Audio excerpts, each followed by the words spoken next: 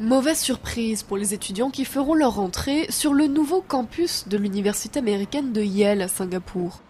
Les manifestations et formations politiques y seront sévèrement réglementées, comme dans les autres institutions scolaires de la cité-État. L'université explique devoir obéir aux lois locales, ce qui ne convainc pas certaines associations.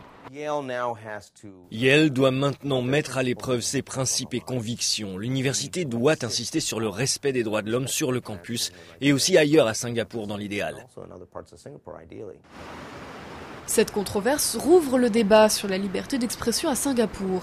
Nichée dans un parc, cette petite place est le seul endroit où les habitants ont le droit de manifester. Et encore, elle est surveillée et soumise à de nombreuses réglementations. Un système très strict, dénoncé par cet activiste et chef du parti d'opposition. La question n'est pas de savoir si, mais quand les Singapouriens vont réclamer le respect de la liberté d'expression et de rassemblement auprès du gouvernement. La majorité des médias est favorable au gouvernement. Pour contourner la censure, omniprésente, les Singapouriens se sont tournés vers Internet ces 2 dernières années. Connu comme l'un des précurseurs de la blogosphère locale, cet internaute tient un site satirique. Ça va être intéressant de voir si les médias traditionnels, presse, télé, vont finir par s'ouvrir. Je ne suis pas certain que cela va se produire.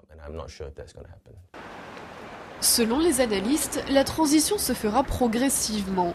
Il ne faut pas s'attendre à une révolution à Singapour, mais je pense qu'on pourrait voir émerger une politique électorale et des partis politiques beaucoup plus compétitifs.